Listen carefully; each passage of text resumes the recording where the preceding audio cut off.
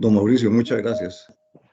Les compartía que para don Mauricio y para mí es muy agradable manejar esta actividad del día de hoy.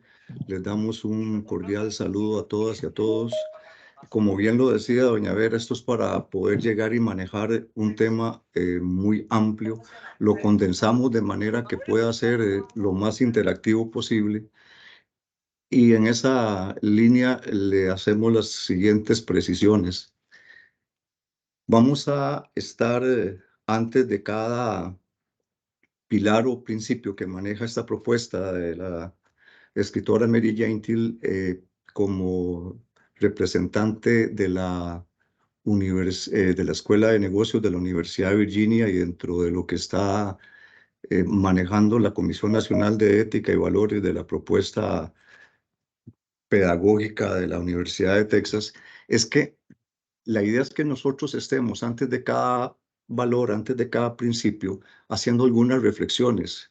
Hay algunas preguntas que son genéricas, que no implican evidenciar una postura personalísima, y hay otras que eventualmente sí lo son.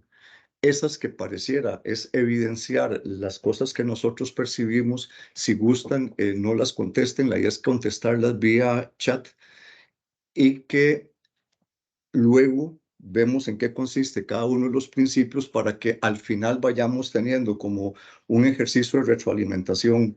Creemos, y así lo sentimos, que esta propuesta es muy práctica.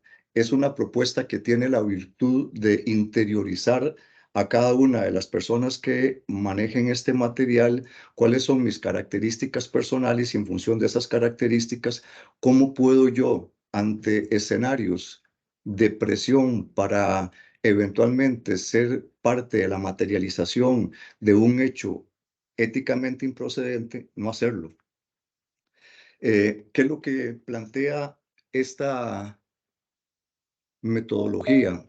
Es alinear nuestra vida con principios. Y es defenderlos bajo presión. No hacemos nada con que tengamos las ideas, con que tengamos en nuestra mente la percepción que somos defensores de los valores, y cuando ya estamos ante un acto que es improcedente, no actuamos en concordancia con esos valores que decimos tener. En eso estriba la importancia de este aprendizaje.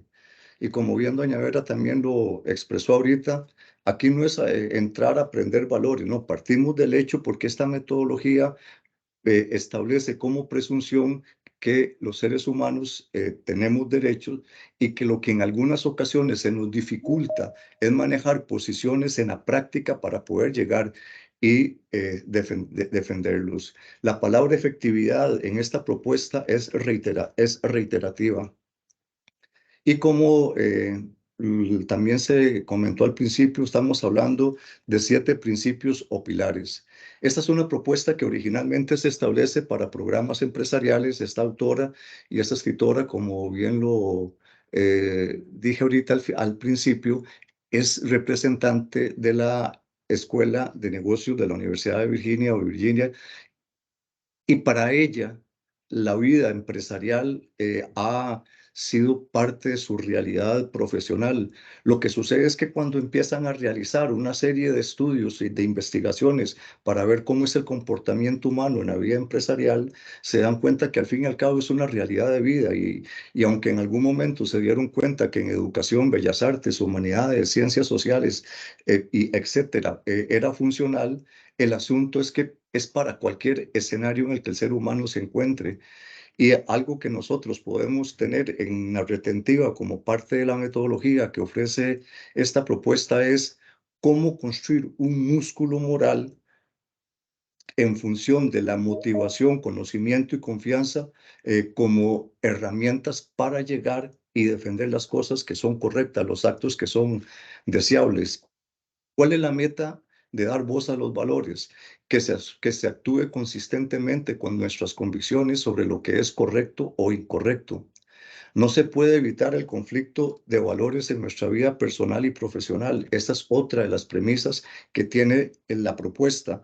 Es decir, no nos vamos a llamar a engaño de que en la vida familiar, social y laboral no todas las cosas son blancas.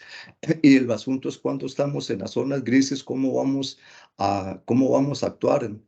Y un poco lo que se plantea acá es que tengamos en mente que para la convivencia humana, para la convivencia laboral, existen al menos una serie de valores mínimos que son los que podemos estar defendiendo. Tengamos presente que son criterios de valores universales o hipervalores, porque hay algunas formas en las que esta autora se refiere a este tipo de posibilidades. ¿Qué es lo que incluye esto? Hay la necesidad de que gerencialmente se planteen cuestiones basadas en valores. Se da, no necesariamente siempre, pero es uno de los detalles que deberían incluir y si no, esos son los escenarios en los que se tiene que tomar decisión, en los que se tiene que tomar posición. Eh, También incluye ejemplos positivos para actuar consistentemente o congruentemente de acuerdo a lo que nosotros tenemos como nuestras creencias, nuestras convicciones. Ah, hay la necesidad de autoevaluarnos porque en el tanto nosotros conozcamos cuáles son características, nos va a permitir de cierta forma llegar y establecer que no tenemos por esas características limitación alguna para llegar y defender los valores. Eh, Tenemos la necesidad también como parte del método de que tenemos que construir razonablemente argumentos que antagonicen con la proposición constante que se vive en la realidad laboral y que haya prácticas para retroalimentación y asesorías que conforman para las personas que conforman las diferentes organizaciones e instituciones. Aquí están los valores que vamos a ver. Aquí estamos, perdón, los valores, no, aquí estamos viendo los pilares o los principios de esta propuesta. El primer pilar es valores, el segundo pilar, elección, el tercero, normalización, el cuarto, propósito, el quinto, autoconocimiento y alineación, el sexto, voz, el séptimo, razones y racionalizaciones. ¿Cómo es que establecimos la manera de dar esta actividad, de dar este taller? Vamos, va- Vamos primero a hacer preguntas. Sobre esa pregunta, las que son genéricas, agradecemos que nos las puedan contestar por el chat. Don Mauricio está viendo cuáles son las respuestas en las que la mayor cantidad de personas lo manejan y luego cuando intercambiamos don Mauricio y yo hago esa revisión. Otro detalle, se editaron los videos. ¿Qué quiere decir que se editaron? Para esto se recomiendan la presentación de 8 videos. Eliminamos uno, dejamos 7 y a esos 7 videos solo le permitimos o solo nos permite. Don William se le apagó el micrófono.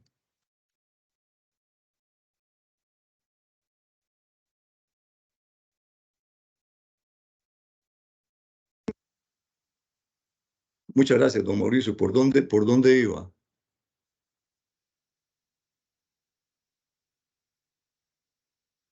¿Me escuchan? Perfecto, don William. Fue la Muchas última gracias. frasecita nada más. Perfecto, muchas gracias, don Mauricio. Eh, Como decíamos, se hizo una edición de los 7 videos que corresponden a cada uno de los pilares, corto, de manera que sea grata la atención. Y al final establecemos en el PPT los enlaces por si quieren verlo de manera completa. ¿Qué es lo que tiene estos videos? De más que no lo vamos a mostrar. Una serie de preguntas que se le realizan a personas de diferentes organizaciones que han vivido distintas experiencias y que en función de esas distintas experiencias nosotros digamos y nos identificamos con algunas de las situaciones que ellos describen. La pregunta número 1, y aquí dejamos unos segundos para empezar el pilar 1. No importa lo que otros piensen, porque sé que tengo razón y defenderé mis valores a toda costa. Ustedes, si lo tienen a bien, por favor, que nos den una de las propuestas de respuesta que hay ahí. Si están totalmente de acuerdo, algo de acuerdo, no estoy seguro, un poco desacuerdo o totalmente desacuerdo. Reitero la pregunta, no importa lo que otros piensan, porque sé que tengo razón y defenderé mis valores a toda costa. Doña Ana Isabel, don William, nos dice que está totalmente en desacuerdo. Pilar dice que algo de acuerdo. Carla, algo de acuerdo. Katia, algo de acuerdo. Totalmente en desacuerdo, dice Andrea. María López, nos dice que totalmente de acuerdo. Entonces ahí vemos todas las variables, ¿verdad? Unos están de acuerdo, algo de desacuerdo, y otros que sí están de acuerdo. ¿Sí? Y pareciera, por lo que me comparte, don Mauricio, que Ujú. de las personas que están totalmente de acuerdo no son la mayoría. Entonces, vamos a La observar, mayoría dicen que están de acuerdo. la Bueno, mayoría es dice que compartido. Es es compartido, ahí vamos como 50-50. perfecto. Ok. ¿De qué estamos hablando? Del pilar 1 de valores, y vamos a ver el video. ¿Se escucha? Sí, señor. Sí, sí, señor, perfectamente. Cuando se plantea el tema de los valores, a menudo escuchamos dos respuestas contradictorias. Por un lado, algunas personas dirán, bueno, los valores son totalmente relativos, pues dependen de tu familia, tu religión, tu cultura, tu postura política, etc. No está claro lo que es correcto o equivocado, porque todo el mundo ve los problemas de manera diferente. Por otro lado, algunas otras personas dirán, por supuesto que hay valores claros y sé lo que son y realmente no importa lo que digas o pienses. Ambas posiciones, la totalmente relativista y la perspectiva enteramente absolutista, hacen que sea difícil tener una conversación real, significativa y constructiva sobre cómo refrendar los valores en nuestra carrera y a lo largo de nuestra vida. El primer pilar de DVV reconoce que, si bien existen diferencias culturales, políticas y religiosas, la investigación sugiere que todavía hay un conjunto ampliamente compartido de hipernormas o principios universales, valores que parecen ser adoptados por la mayoría de la gente a través del tiempo y la cultura. Esta es una buena noticia. Es posible llevar a cabo una conversación acerca de los valores porque todos compartimos un terreno común. Por otro lado, esta lista de valores universales es muy corta. Cosas como la honestidad, el respeto, la justicia, la compasión, y por lo tanto no debemos asumir que tenemos.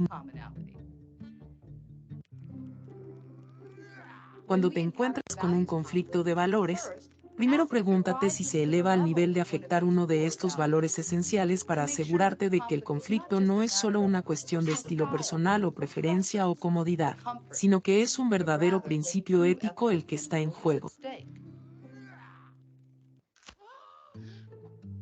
Y entonces, si el desafío se afecta a un valor fundamental, podremos enmarcar nuestro enfoque apelando a los valores fundamentales que la mayoría de la gente tiende a compartir.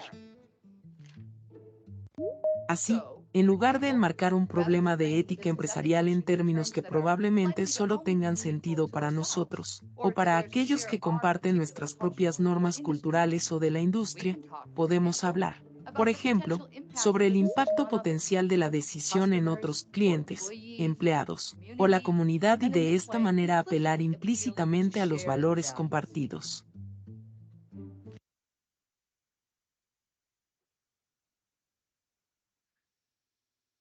La autora lo que plantea es que estos 5 valores básicos o hipernormas son los valores que deben regir las interacciones humanas de forma ética. Estamos hablando de valores mínimos. Acordémonos que un poco las enseñanzas éticas establecen que los valores mínimos son los que, independientemente de las diferencias y las formaciones y las vocaciones y los aspectos religiosos y los aspectos políticos y los aspectos ideológicos, quitando cada uno de ellos, no existe una realidad humana que impida hacer una congruencia de nuestros actos con lo que dice cada uno de ellos. ¿Cuál es la enseñanza que plantea en esta parte la autora. Si nosotros en nuestra realidad laboral estamos al frente de una situación que no es ética, que incluso puede hasta rozar con el derecho penal, el asunto es respetuoso, es solidario, el acto es honesto, es compasivo, es justo.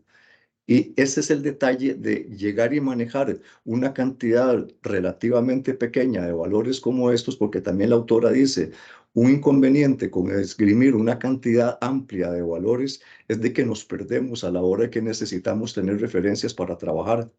Pasamos ahora a el segundo pilar y don Mauricio, que usted también lleve las respuestas porque tengo la pantalla completa.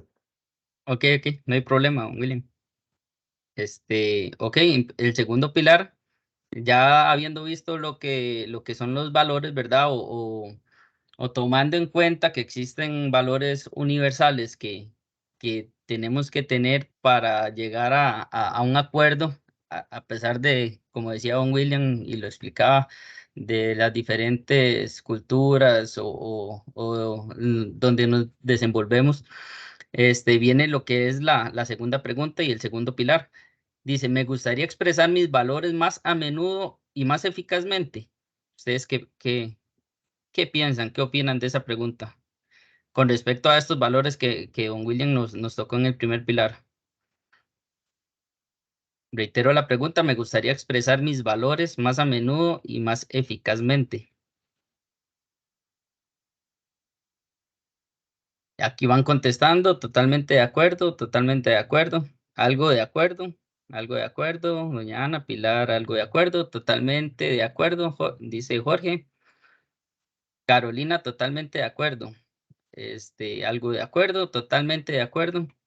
Creo que la mayoría, a como lo van poniendo, ¿verdad? O como van escribiendo en el chat, van diciendo que sí les gustaría, ¿verdad? Expresar más esos valores más a menudo y eficazmente.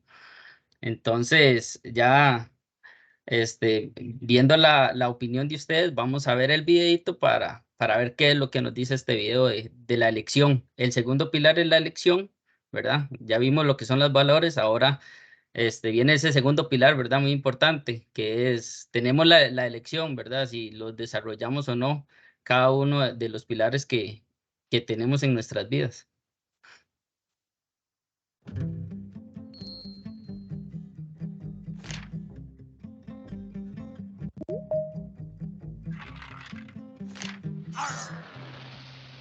Una de las razones que más comúnmente refiere la gente sobre por qué no actuó con sus valores es, yo no tenía otra opción.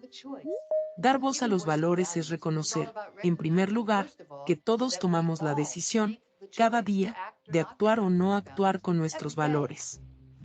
Todos podemos recordar las ocasiones en las que encontramos la manera de expresar eficazmente nuestros valores, así como los momentos en los que no lo hicimos. El punto es que hemos elegido una opción. Y podemos aprender de estas experiencias pasadas. Si reflexionamos sobre los momentos en los que hemos respaldado nuestros valores, es probable que podamos generar una lista de los factores que nos hicieron más fácil el poder hacerlo, son los activadores. Quizás tuvimos un jefe o un maestro o un amigo que era de mente muy abierta y estaba dispuesto a escuchar pacientemente nuestras preocupaciones. Tal vez el caso en cuestión era muy importante para alguien que nos importaba profundamente y eso nos facilitó el dar prioridad a la situación.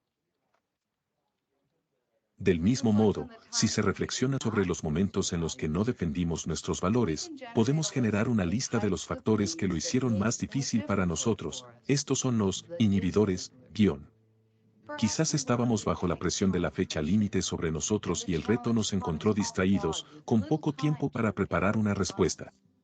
O tal vez fue un amigo cercano que nos estaba pidiendo que hiciéramos algo que entraba en conflicto con nuestros valores y no supimos cómo decirle, no.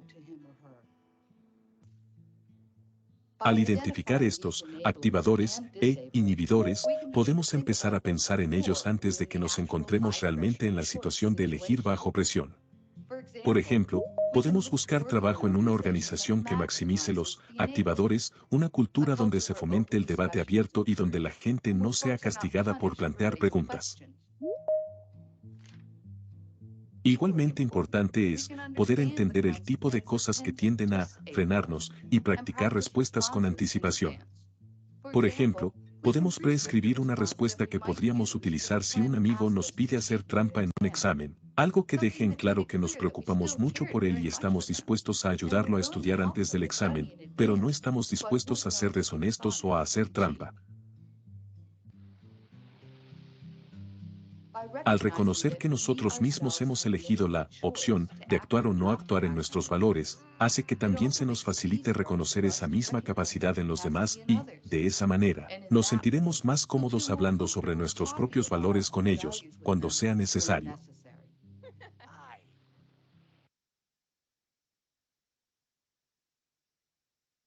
Bueno, con respecto ya ahora viendo el video y las respuestas que ustedes dieron antes de conocer, ¿verdad? Lo que decía el video, tenemos una conciencia de escoger los valores, ¿verdad? En unos de forma positiva, que es una ayuda, versus una forma negativa o que puede llegar a tener una dificultad. El video habla de inhibidores, ¿verdad? Que es esas dificultades, ¿verdad? Esas personas que en la toma de decisiones de nosotros día a día, ya sea a nivel personal como a nivel laboral, nos pueden llegar a flaquear, ¿verdad? A tomar una mala decisión.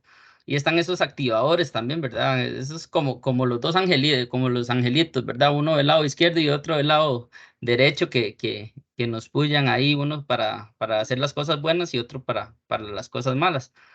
Pero los que en realidad tenemos la decisión de hacer las cosas buenas o malas somos nosotros. Entonces, para eso necesitamos un tipo de herramientas. Y se lanza esta pregunta: ¿cómo he actuado en el pasado? ¿Cuándo?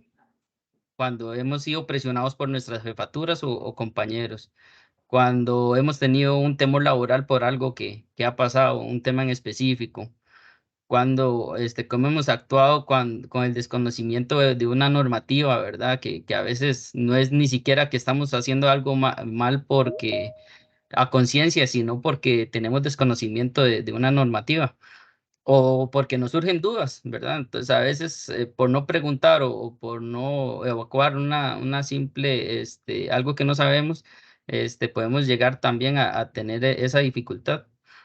Entonces, todos estos son puntos, ¿verdad? De referencia de cómo hemos actuado, ¿verdad?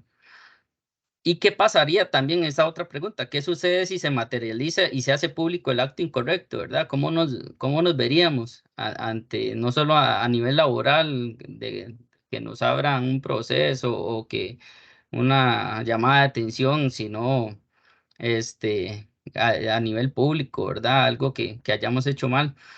Entonces, para esto, a la hora de ver este pilar, ¿verdad? El pilar de la elección, tenemos que tener herramientas, ¿verdad? Ver qué hicimos mal en el pasado para que no nos suceda o vuelva a suceder, ¿verdad? En el presente. Y prácticamente, ¿qué es eso, ¿verdad? Tener esos activadores, saber cuáles son esos activadores que nos pueden servir como herramientas para evitar esos inhibidores y esas dificultades que podemos tener a nivel personal y a nivel laboral. Don William, le cedo el tercer pilar. Para el tercer pilar, lo iniciamos con la siguiente pregunta. Los conflictos de valores ocurren a diario y no me molesta mucho porque sé cómo manejarlos. Reitero, los conflictos de valores ocurren a diario y no me molestan mucho porque sé cómo manejarlos.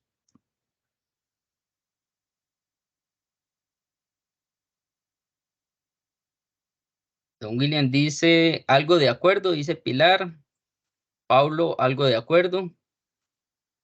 Totalmente en desacuerdo, dice Ana. Hernán, un poco de acuerdo. Andrea, algo de acuerdo. Vamos a ver. No estoy seguro, dice Gilda. Carla, totalmente en desacuerdo. Ana, algo de acuerdo. Raúl, algo de acuerdo. Luis dice algo de acuerdo.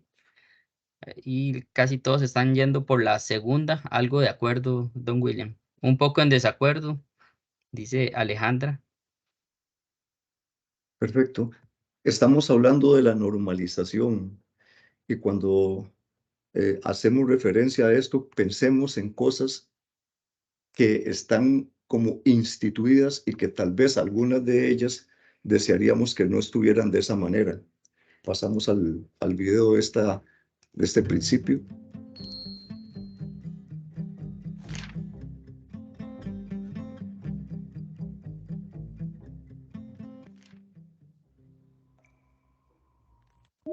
Con demasiada frecuencia, tendemos a pensar en los conflictos de valores o los desafíos éticos como aberraciones de una situación excepcional que esperamos que nunca tengamos que enfrentar. Esta forma de pensar puede dejarnos sin preparación y excesivamente emocionales cuando el conflicto de hecho se presenta. Podríamos, por ejemplo, acabar congelados como un ciervo ante los faros de luz, cuando alguien nos pide mentir o hacer trampa. No estar preparado hace más probable que acabemos cediendo, con la esperanza de que no nos atrapen y tal vez no tener que enfrentarnos a la situación de nuevo. Si reconocemos que los conflictos de valores son una parte normal y previsible de los negocios y de la vida, seremos más propensos a ser capaces de, con calma, anticiparnos y prepararnos para los tipos de desafíos que probablemente encontremos. Los tipos de conflictos de valores que podríamos enfrentar, a menudo se pueden anticipar, dependiendo de lo que hacemos: el trabajo, la escuela, el deporte, las amistades, la familia, etc. En la escuela se nos pueden pedir que hagamos trampa. En un equipo deportivo podemos ser presionados para encubrir las violaciones al reglamento de un compañero de equipo. En los negocios podemos ser presionados para alterar los informes de los estados financieros, o mentir sobre las verdaderas capacidades de un producto y así sucesivamente. Las razones que la gente utiliza para hacer una petición poco ética son bastante predecibles, por lo que es una oportunidad para analizarlas bien, con anticipación, y considerar lo que podría ser una respuesta creíble, y luego podemos literalmente ensayar o practicar nuestra respuesta.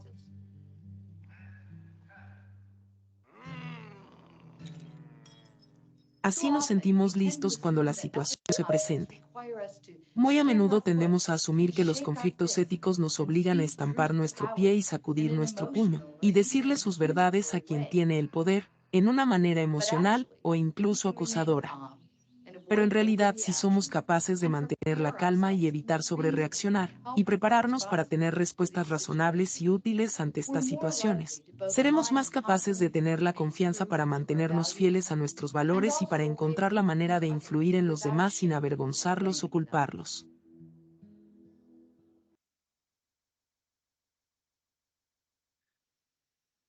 Un poco lo que necesitamos interiorizar respecto a este pilar de normalización es conocer los conflictos, y nosotros podemos llegar y hacer un repaso de lo que ha acontecido en las unidades, en los lugares donde hemos laborado, lo que hemos visto en otras unidades, lo que hemos visto porque tal vez las noticias, los medios de comunicación dan cobertura a actos que parecía podían ser intrascendentes, pero tenía una historia que algunas de las personas involucradas no habían dimensionado la totalidad de lo que se estaba manejando.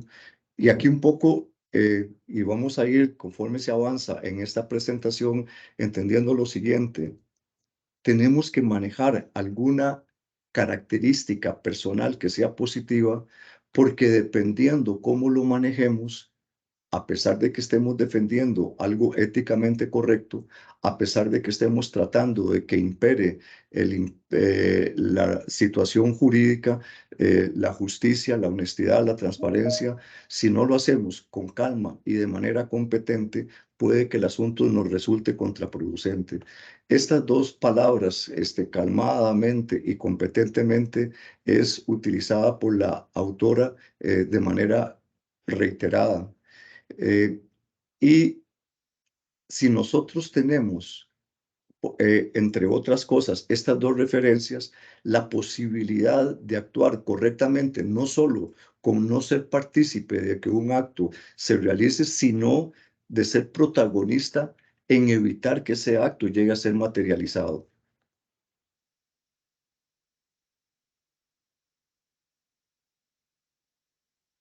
Ok, pasamos al cuarto pilar, ya después de ir viendo, ¿verdad? De lo que es la normalización, que era el tercer pilar que nos acaba de presentar don William, lanzamos estas preguntas. ¿Cuáles son los valores generales en tu carrera o vida personal? ¿Cuáles son los valores generales en tu vida, en tu carrera y vida profesional? Ahí para que vayan escribiendo en el chat. Y la segunda dice, ¿cómo quiere sentirse con usted y con su trabajo ahora y cuando salga de él? ¿Cómo le gustaría sentirse a usted fuera y dentro de su trabajo?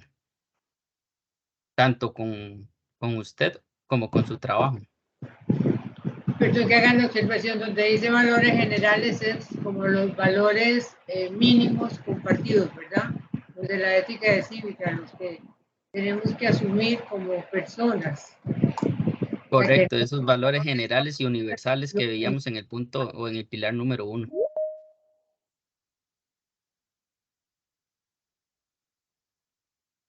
Aquí van ya respondiendo. Adam dice la responsabilidad y compromiso, objetividad, respeto y solidaridad, responsabilidad, respeto y transparencia, honestidad, objetividad, solidaridad, respeto, excelencia,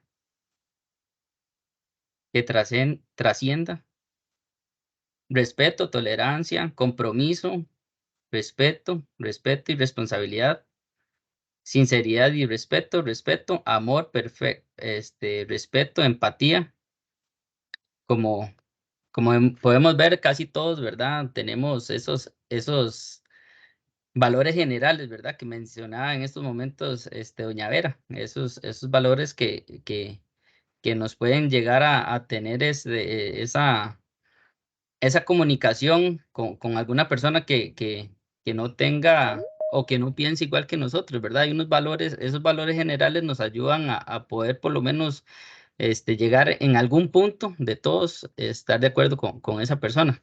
Entonces vamos a, don William, si nos enseña el video, para ver qué nos dicen.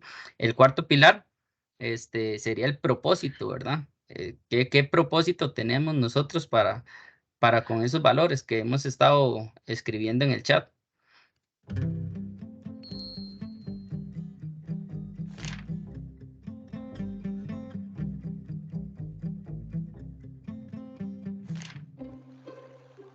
Aquellas personas que encuentran la manera de expresar y actuar sobre sus valores de manera efectiva, suelen ser personas que han reflexionado por adelantado en lo que realmente quieren lograr en una situación particular.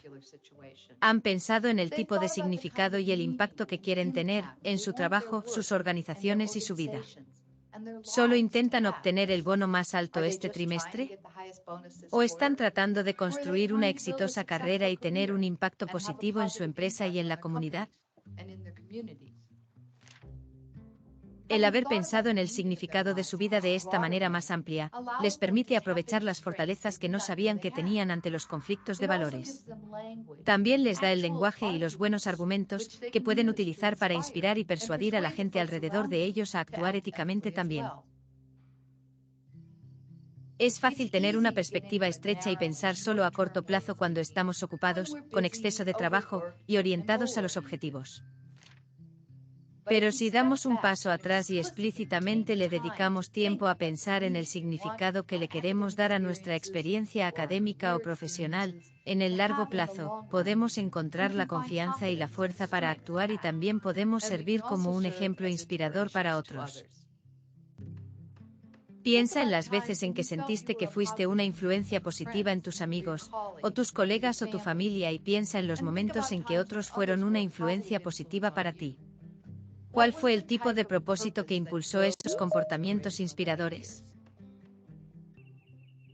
Define tu objetivo o propósito personal y profesional explícitamente y ampliamente antes de que surjan los conflictos. Decide cuál es el impacto que más te interesa tener. Este es el tipo de propósito que puedes utilizar para fortalecer tu determinación y desde el que se puede obtener el lenguaje para los diálogos de valores. Y recuerda echar mano de este sentido de propósito en otros también. Sí, El video nos lo presenta muy bien, ¿verdad? Y en la primera parte veíamos cómo se ve el reflejo de una persona mayor con alguien más joven, ¿verdad? En la parte de arriba, reflejándolo muchas veces a nuestros padres o a nuestros ejemplos a seguir. Muchas veces vemos qué es lo que hicieron mal para nosotros no repetirlo o agarrar las cosas buenas, ¿verdad? Que hicieron ellos para nosotros también ponerlas en práctica en nuestras vidas. Entonces, ese es creo que el propósito de todos, ver cómo hacemos para llevar una vida mejor, tanto en lo laboral como en lo personal y hacer un alto. No sé, ya hoy estamos 15 de noviembre, ¿verdad? El tiempo vuela y muchas veces no hacemos un alto, ¿verdad? Va corriendo, ¿verdad? En nuestras vidas. Y a veces es necesario hacer ese alto y ver dónde estamos, qué estamos haciendo, por qué lo estamos haciendo, ¿verdad? Y tener claro, ¿verdad? Es el propósito, para qué estamos, por qué estamos y qué es lo que queremos. Y como lo decía Von William en el pilar pasado, ¿verdad? Que la creadora de Dando Voz a los Valores, expresa esas palabras, ¿verdad? Calmadamente y competentemente. Tenemos que hacerlo calmado, pausado, qué es lo que queremos, por qué nos genera, qué no nos genera, y si es competente o no lo que vamos a hacer. Y, y al final nos dice esto, y esta reacción nuestra incrementa la probabilidad de actuar correctamente. Al ser espectadores de algo incorrecto, nos hace parte del acto. Eso es algo muy importante, ¿verdad? El ser espectadores de algo incorrecto nos hace parte del acto. ¿Por qué? Porque muchas veces vemos algo que se hace mal y no decimos nada, nos quedamos callados. Decimos, prefiero no meterme en esto y verme involucrado a actuar y ahí es donde dejamos de lado nuestros valores y realmente lo que creemos y pensamos.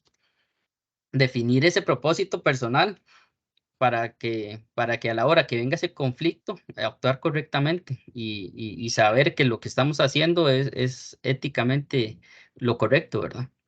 Don William.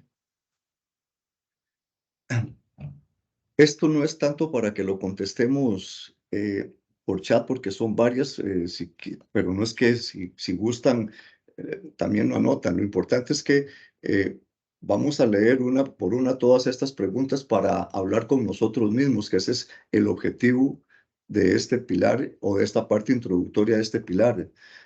Somos introvertidos, somos extrovertidos, somos personas atrevidas.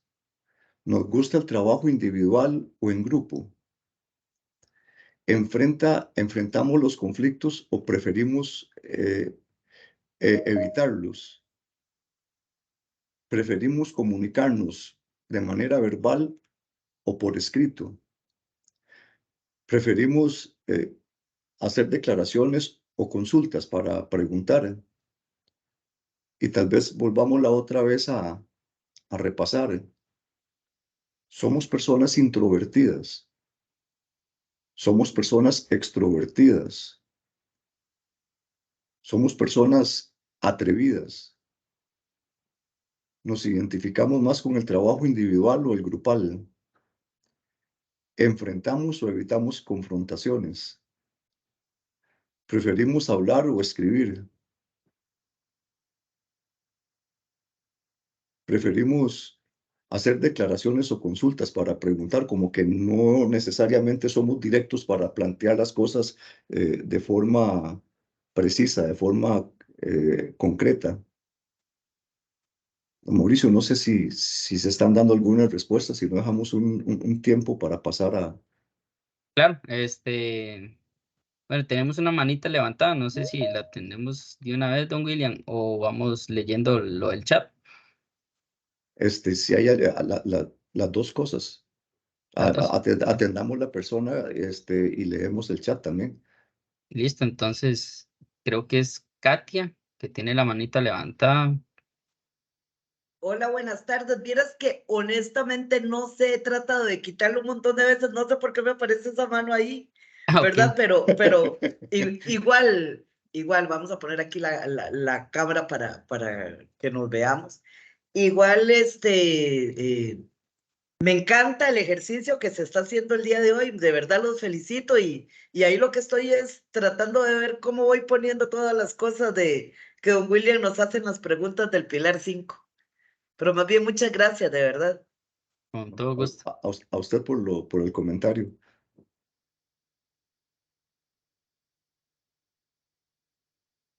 Hay respuestas. Ok, en el dice, chat. extrovertida, prefiero comunicarme verbalmente, prefiero consultar, trabajo mejor sola, dice Ana.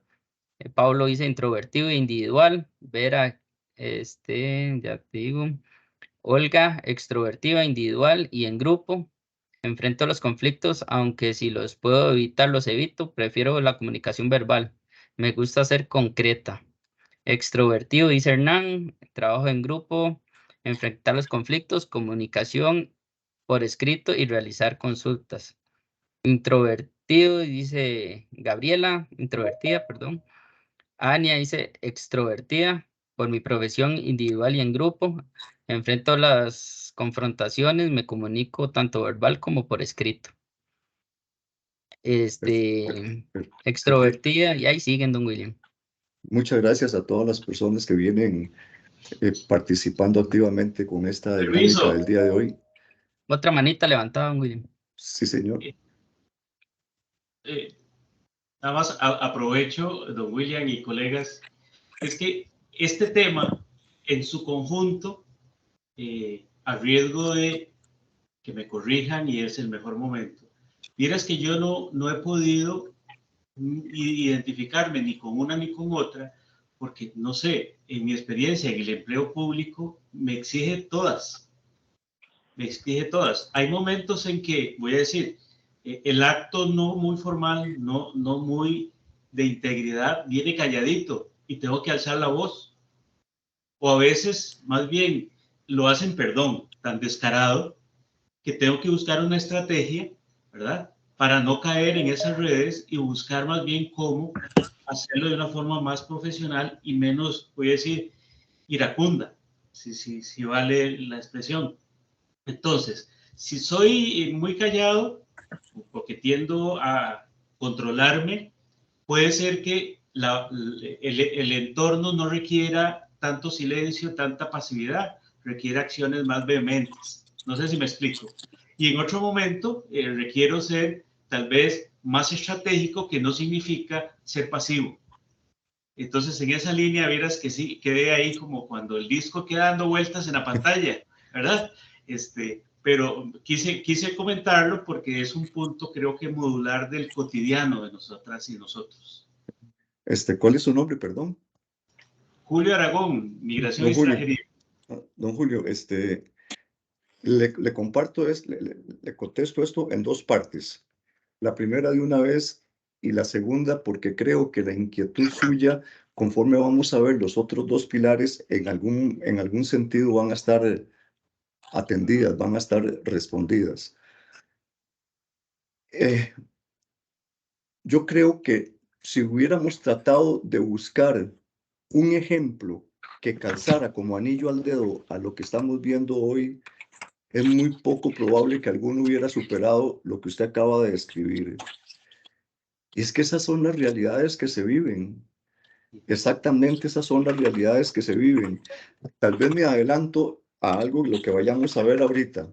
La autora lo que plantea es que no importa cuál es la forma de ser de cada ser humano, porque estos planteamientos surgen de estudios y de investigaciones que hicieron ya en el campo. Claro. Y tal vez la enseñanza, y aquí es donde tal vez me adelanto y le ofrezco las disculpas a don Mauricio si tal vez toco algo de lo que él va a tratar ahora, es el hecho de que las personas, cuando se hacen todas estas investigaciones, no importa cuál característica tenía. Vea qué interesante el detalle. Puede que alguien fuera extrovertido, introvertido, que alguien sea tímido o atrevido, no importa cómo sea. Resulta que no hay, por lo menos en los estudios que se hicieron, una forma de establecer una correlación entre la característica personal y la vocación para defender las cuestiones estratégicas. las cuestiones para defender las cosas estratégicamente éticas. Y una de las cosas que conversábamos cuando preparábamos con doña Vera, con don Adolfo, esta presentación, es que cuando ya uno se enfrenta a la realidad, uno puede tener un nivel, digamos, de control. Uno sabe que si sigue tratando de defender algo, la eventual hostilidad que pueda estar teniéndose alrededor va a evitar que mi gestión sea exitosa.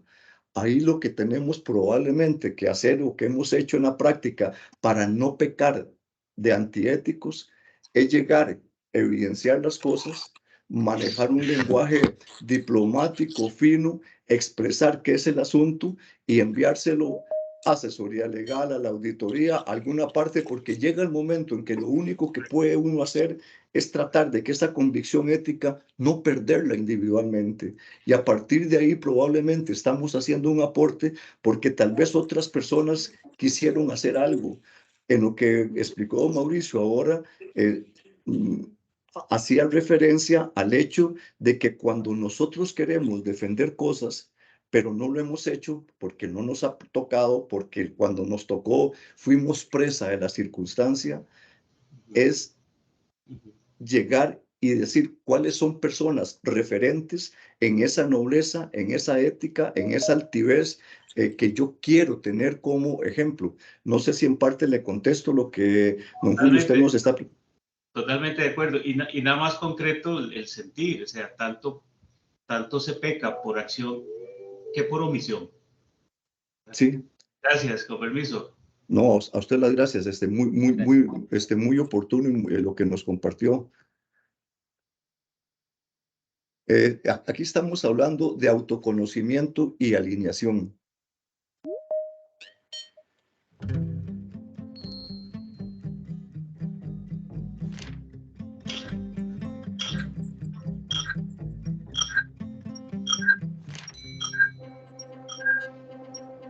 A veces tendemos a pensar que solo un cierto tipo de persona puede actuar con sus valores. Podemos pensar que tienen que ser valientes, asertivos, que asumen riesgos, tal vez extrovertidos. Y tal vez lo que necesitan es disfrutarlo y desempeñarse bien, con un buen argumento.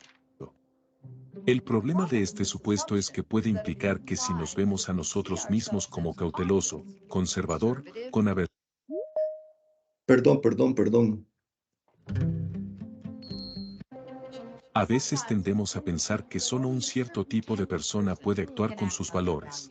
Podemos pensar que tienen que ser valientes, asertivos, que asumen riesgos, tal vez extrovertidos. Y tal vez lo que necesitan es disfrutarlo y desempeñarse bien, con un buen argumento. El problema de este supuesto es que puede implicar que si nos vemos a nosotros mismos como cauteloso, conservador, con aversión al riesgo, o tal vez introvertido, podríamos concluir que nunca seremos capaces de expresar y actuar con nuestros valores. Tal vez solo pensamos que nos falta el tipo de valor moral que se necesitaría.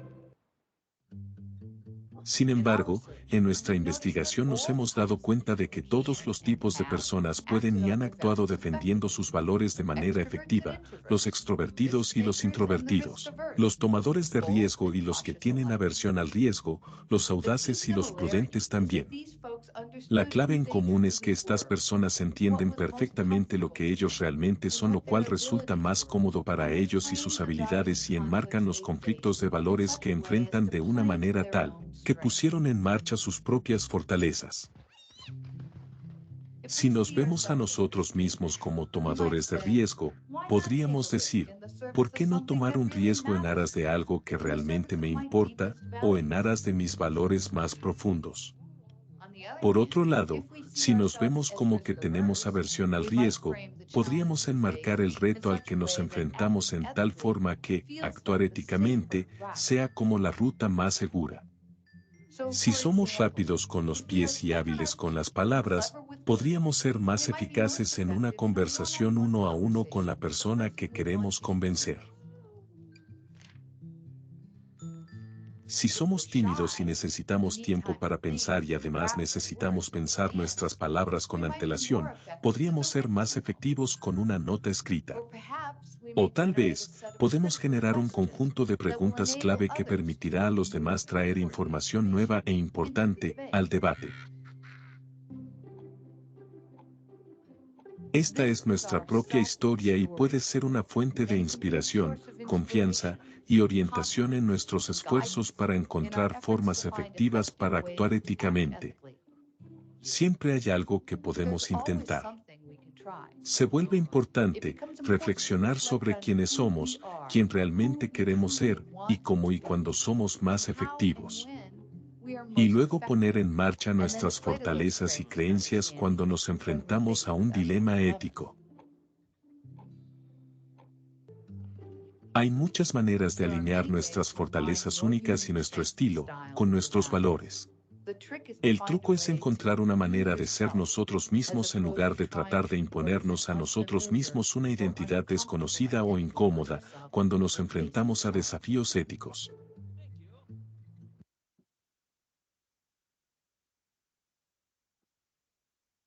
El dar voz a los valores en esta quinta dimensión, por decirlo de alguna forma, es fortalecer nuestra convicción de defender las cosas que son éticamente correctos. Ver hacia adentro de nosotros nos facilita conocer cuáles son los valores que deben regir nuestros actos de manera correcta. Una de las cosas ya en la práctica, ¿qué sucede cuando uno tiene un clima adverso? Cuando tal vez las autoridades, las jefaturas se dieron cuenta que una cantidad de productos se atrasaron y que está viniendo la necesidad de rendir cuenta. Probablemente el ambiente está tenso, la cordialidad está alejándose de las relaciones humanas de un grupo que comparte una realidad laboral. ¿Qué pasa si las personas que quieren defender esto éticamente, teniendo en cuenta que hay que manejarlo con calma y eficazmente, le manda una serie de preguntas impregnadas de una sutil inocencia, donde le endilga, donde le endosamos, donde le transmitimos a las personas que nos quieren forzar a hacer algo ético que necesitamos conocer lo que se tiene que desprender de esas preguntas, porque si no, no vamos a actuar.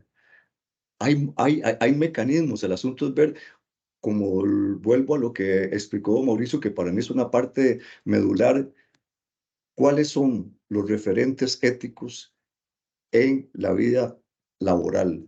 Y acordémonos, esto rige para absolutamente todo, y las enseñanzas que tienen que ver con lo ético es de que alguien que toma la decisión de ser buena persona va a ser con más facilidad una persona ética, y en última instancia lo que se va a tener como resultado es el fortalecimiento de la convicción mediante la cual realizamos nuestros actos, y que eso permita, conforme va creciendo la conciencia de la necesidad de esto, no solo en el Estado, en una sociedad podamos ir percibiendo cosas más positivas para un mañana mejor.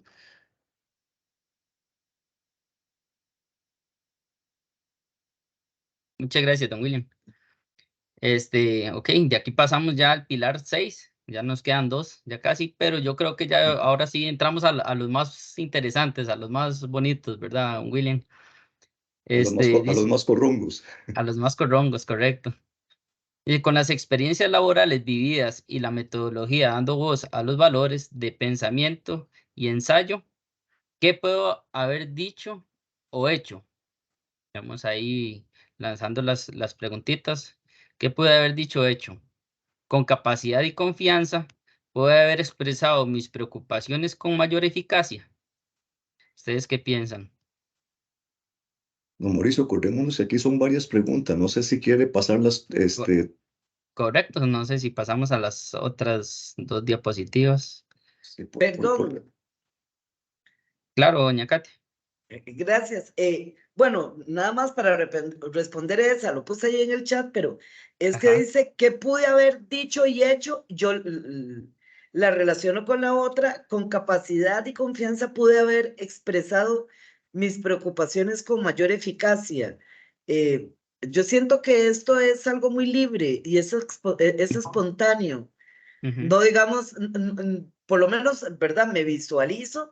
Yo no estaría como haciendo un cálculo de cómo soy más eficaz para expresar lo que debo expresar. Lo hago y ya porque es un asunto como espontáneo, digamos. Entonces, en mi caso, digamos, yo no estaría como totalmente de acuerdo con eso. Ok, perfecto. Muchas Este, gracias, doña Katy. Doña Ajá. Katia, la respuesta que usted da es totalmente oportuna y nos permite todavía precisar un poco más. Cuando la autora hace mención a todas esas características personales, es porque acordémonos que lo que se pretende con esta metodología es que estemos preparados para que en el momento que se presenta una circunstancia donde sentimos presión para actuar de manera antiética, decir, bueno, tal característica tengo yo, ¿cómo siendo consciente de eso puedo llegar y manejarlo? En el caso suyo no se da porque usted tiene esa forma espontánea de reaccionar, pero si en algunas ocasiones yo he sido muy tímido y por timidez, por el temor de que algo me suceda de manera negativa en el trabajo, por la presión de la hostilidad que pueda tener un superior mío, no actúo, entonces tengo que saber que yo tengo esa característica. En el caso suyo, ya usted tiene la fórmula y no de lo que estamos viendo hoy, tal vez algunas otras cosas les van a ser de provecho y de utilidad, pero no necesariamente esta. Está muy bien como usted lo maneja. Correcto. Gracias. A usted. Igual, hablando con respecto a las experiencias laborales vividas, he actuado o he conocido personas que defienden los valores eficazmente. Ok, ¿cómo lo han hecho? ¿Cómo fue? Porque fue eficaz la defensa de los valores. Fueron acertadas las palabras empleadas. ¿De qué modo se expresaron con respecto a esta persona? Los argumentos se basaron en hechos. Don William, no sé si pasamos a la siguiente. Su actuar fue sereno y en calma. Hizo uso del humor. Cuestionó, debatió, actuó como maestro o como alumno. Proporcionó información adicional. Todo esto, alguna de todas estas ha hecho, ¿verdad? Esta persona o este conocido que ha defendido los valores de forma eficaz y a nosotros nos ha calado, ¿verdad? Entonces, ¿cuál de todas estas nos llama mucho la atención? Dice, vamos a ver, em, María dice muchas veces es así, la presión o aplicación frenan donde va, Vicente, donde va la gente. Congruencia de palabras, acciones, prédica con el ejemplo. O sea, eso es muy importante lo que dice María Amalia. Ese tipo de espacios nos permiten hacer precisamente esa reflexión y como bien lo dice don William, pensar antes de actuar cuando cuando el tipo de escenarios se presentan en nuestras vidas. Me ha pasado de todo, dice Ruth, a veces he hecho cosas desafortunadas. Muchas veces nos pasa, ¿verdad, Ruth? Que decimos cosas, a veces sin pensar y no meditamos un poco lo que decimos o lo que hacemos. No somos tan eficaces, ¿verdad? Y aquí ya, esta es la introducción para el pilar número 6, que es la voz, ¿verdad? Como algo muy importante y que nos ayuda en el diario vivir, ¿verdad? Con respecto a nuestra vida personal y laboral. Vamos a ver el videito, don William.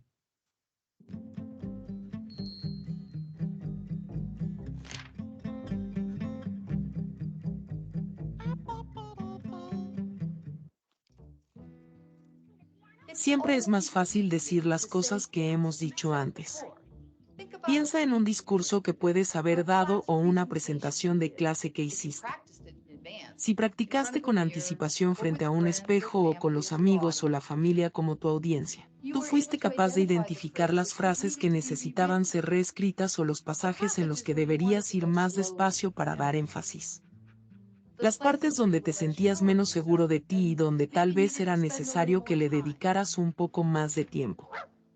Y si tu público de práctica te proporcionó el estímulo, así como la retroalimentación constructiva, eso será de mucha ayuda. Del mismo modo, si, literalmente, ensayamos nuestras respuestas a los conflictos de valores, no solo seremos más propensos a expresarnos con eficacia, sino que somos más propensos a hablar. Nosotros mismos nos hemos oído decir esas palabras, encontramos una manera de expresarnos que nos parece natural, hemos considerado el mejor contexto para la conversación, cuándo, dónde, con o sin otras personas en la habitación, y así sucesivamente. También es importante recordar lo que hemos aprendido de otros que han expresado sus puntos de vista con confianza y eficacia cuando se trataba de la ética. Y es importante recordarnos que no sabemos cómo responderá nuestro auditorio. No des por sentado que están desinteresados. Podemos pensar sobre cuál contexto hará que nuestro público se sienta más cómodo y hará más probable que escuchen con una mente abierta.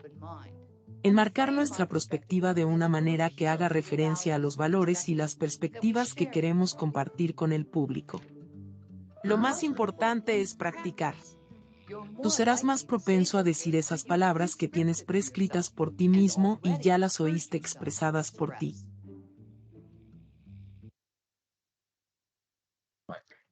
Bueno, el video es muy vacilón, ¿verdad? Nos presenta prácticamente lo que tenemos que hacer con respecto a dando voz a los valores, que es ese guión y esa práctica que tenemos que tener, ¿verdad? ¿Cuántas veces en nuestra juventud no practicamos antes de ir a declararnos a esa persona que queríamos o al realizar un trabajo en la universidad, en el colegio? Teníamos que practicar bastante y ponernos frente al espejo para decir, para ver cómo decíamos esas cosas y cómo nos veíamos diciéndolas. Y así justamente es este pilar, ¿verdad? Qué importante es tener ese guión y esa práctica de los valores que tenemos nosotros en nuestras vidas y cómo vamos a expresarlos y cómo vamos a generar un testimonio o un ejemplo a las otras personas de manera correcta. Como ahora que don William y doña Katia en la participación que tuvo no lo expresaba. Yo soy más extrovertida y digo todo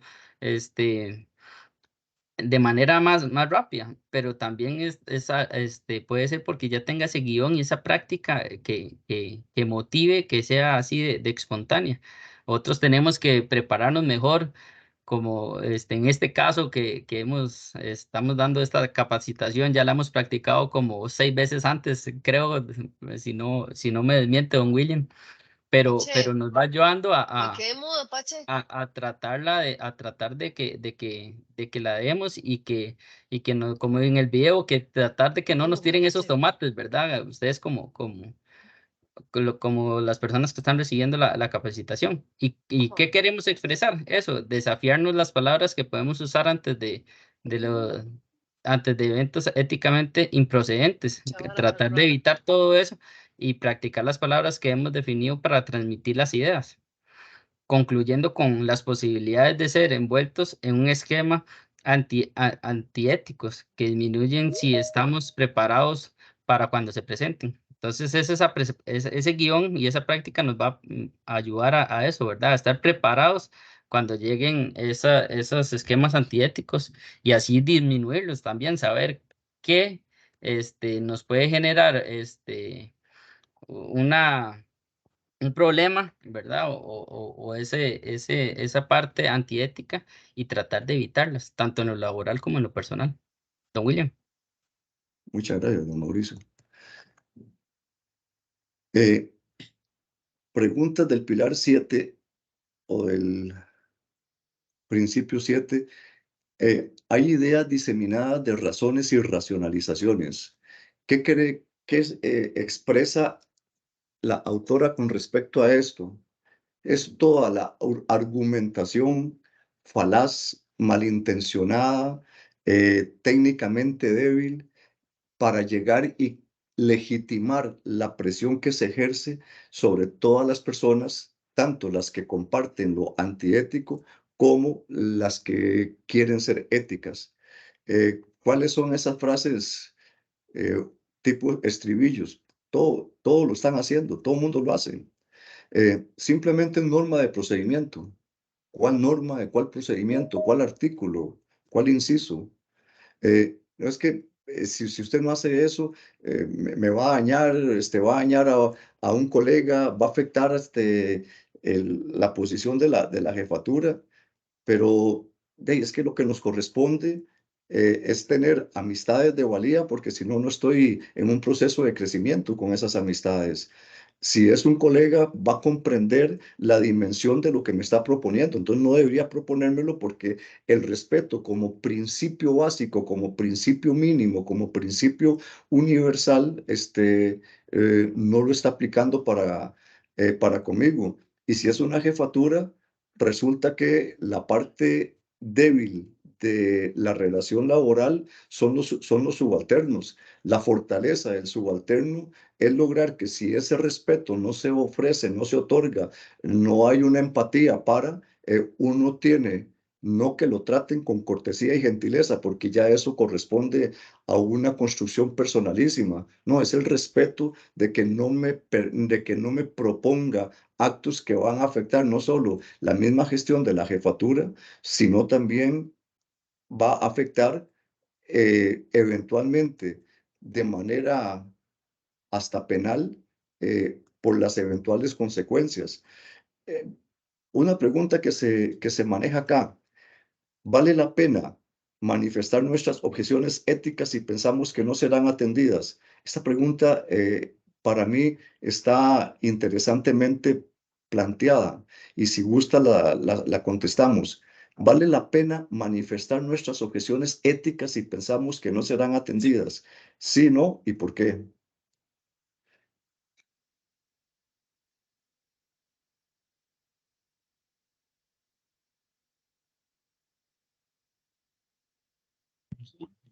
Ya le digo, don William. No sé si alguien es lo correcto, dice Ruth.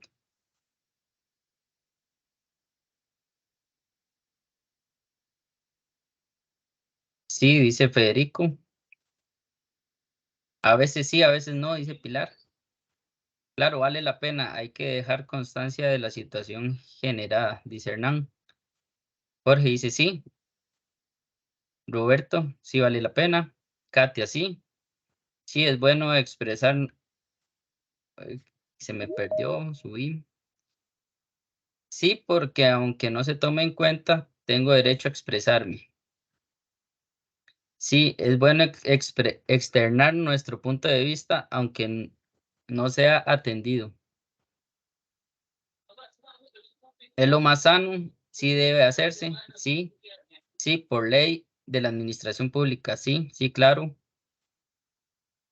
Es bueno y vale la pena para dar posición al respecto, dice Santiago. Sí, dice María. Y ahí siguen don William. Perfecto. Muchas gracias a todas y a todos. Siguiendo con consultas. ¿Se necesita un argumento seguro, cierto, sin error para presentar una objeción ética? ¿Cuáles maneras pueden ser efectivas para responder a las razones y racionalizaciones que evitan la materialización de actos correctos, de actos éticos? Tengamos claro, razones y racionalizaciones son los argumentos falaces, malintencionados, carentes de profesionalismo, de técnica para llegar y justificar o tratar de imponer algo que no es correcto. Entonces, si lo tienen a bien, compartimos respuestas. Se necesita un argumento seguro, cierto, sin error para presentar una objeción ética.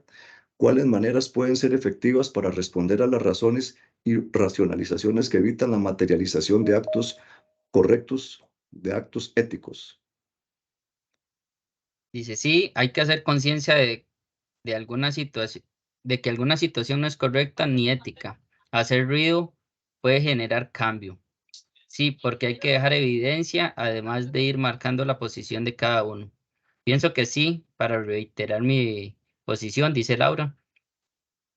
No logra, ok, sí, porque a veces no se tienen las pruebas materiales, no le toman en cuenta, no se toman en cuenta, dice William. Perfecto. Muchas gracias. Estamos hablando de razones y racionalizaciones. Pasamos a ver el video.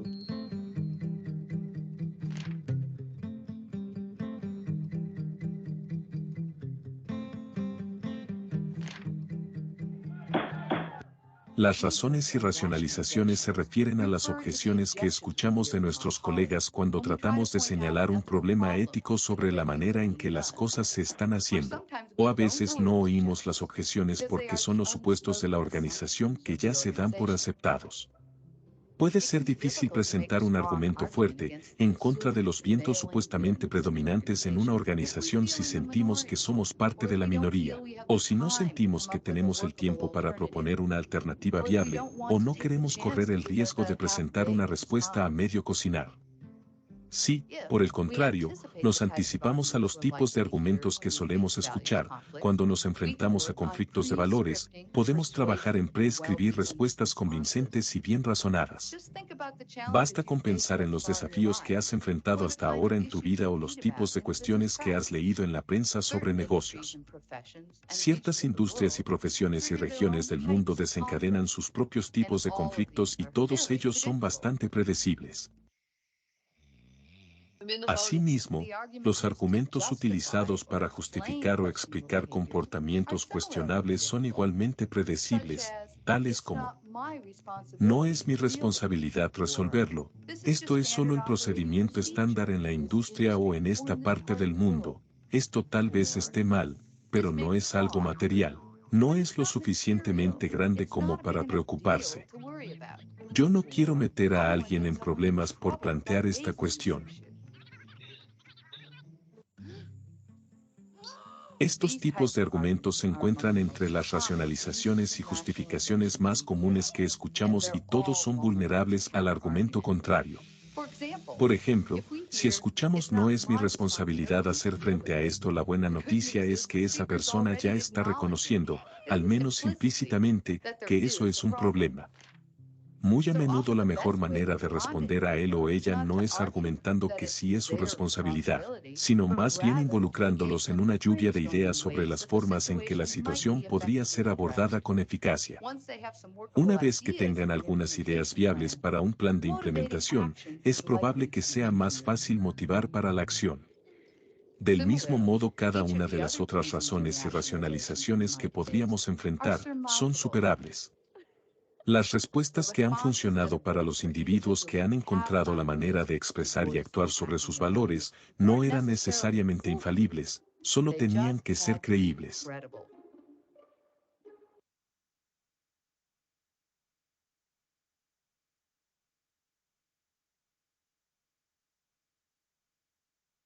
Cerrando lo que corresponde a este séptimo pilar, a este séptimo principio, las razones y racionalizaciones, por decirlo de alguna manera, requiere de nosotros planteamientos razonables. Y esos planteamientos razonables son los que le permiten no solo tener una protección individual, sino a la unidad y a la institución en la que estemos. Hay que tener claro cuáles son los elementos de presión que existen. Hay que determinar cuáles son los seres humanos que son parte del sitio donde yo trabajo y cuál es su forma de actuar. Uno va empezando a percibir virtudes y carencias de virtudes. Hay que anticiparse a la creación de los argumentos que se van a presentar. Uno puede llegar y tener 2 o 3 artículos de alguna legislación que le permita con mucha solvencia, con mucha contundencia, llegar y debatir y dejar manifiesta la improcedencia de una instrucción, de un acto, de una propuesta. Acordémonos que un acto administrativo es una decisión unilateral que se toma, pero quien lo incoa, quien lo inicia, es el que asume la responsabilidad del mismo y que la repercusión y los efectos que este va a tener en terceros es responsabilidad de ese funcionario, esa funcionaria que lo impulsó.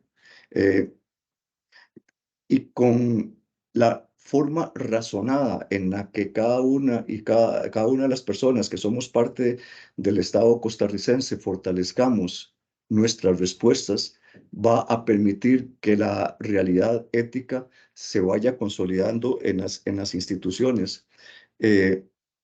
Un comentario práctico, un comentario que lo describía mi abuela como un volado que vale plata. Pensemos en situaciones extremas. Lamentablemente vivimos en un país que da cátedra de corrupción. Y resulta que cabe la posibilidad que algunas de las personas que terminan siendo procesadas por estos actos simplemente tuvieron la debilidad emocional para llegar y tomar una decisión que les hubiese permitido estar fuera de la ecuación corrupta que dio al traste con un delito. ¿Qué pasa si nosotros tenemos pendiente cosas como estas? La Procuraduría de la Ética tiene la Procuraduría Administrativa y tiene la Procuraduría Penal. Las dos están facultadas para recibir las denuncias de quienes trabajamos en el Estado. Con un detalle, es una denuncia que cubre, protege la identidad de la persona, es anonimizada. Pero no solo eso, el único riesgo que puede traer consigo hacer esa denuncia es que se puede interpretar el día de mañana como un acto calumnioso contra alguna o algunas personas. Entonces, cuando se va a manejar esto, que es una de tantas posibilidades que existen, es llegar y decir, conozco esta situación, tuve acceso a tal correo, me llegó tal información, tengo una duda y no quiero dejarla pasar. Y cuando uno facilita toda esta información, actúa la Procuraduría de la Ética, sea la parte administrativa o la parte penal, y si es del caso, son ellos quienes llevan al Ministerio Público el asunto. ¿Cuál es el inconveniente si en algún momento alguien quiere utilizar este instrumento con alevosía, con mala intención contra compañeras y compañeros, que cuando se pruebe en la investigación o si lo llevó al Ministerio Público, si terminó en un juicio, que se le solicite a un juez que se le haga público la persona que presentó la denuncia para llegar y entonces hacer la acusación que corresponde? Reitero, si la acusación, si la denuncia se hace de manera equilibrada, de manera razonable, va a ser muy pocas las posibilidades de que se vaya a enfrentar a esta circunstancia. Y un comentario final que tenemos don Mauricio y yo cuando conversábamos respecto a esta experiencia, haber presentado estos datos, es que en algunas ocasiones hay experiencias, hay circunstancias, hay eventos que se convierten en escuela de vida. Y yo creo que son pocos los documentos que de una manera tan didáctica le ofrecen a las personas una guía para llegar y fortalecer la convicción, para ponerla en práctica, para llegar, y es como entrenar para un partido, es como aprender unos pasos para un baile, es como llegar y entrenar para una carrera. Creo que esta presentación que corresponde a dar voz a los valores para ir terminando el 2023 se nos ha convertido en una gratísima experiencia, y esperamos en Dios que podamos haber transmitido parte de esa identificación que tenemos, y por el tiempo que se nos concedió, disponemos de unos minutos por si tienen a bien hacer alguna pregunta, algún comentario, y muchas gracias por la atención. Aquí están los enlaces en la presentación para que se vean todos los videos completos, incluido el de la introducción que no hicimos.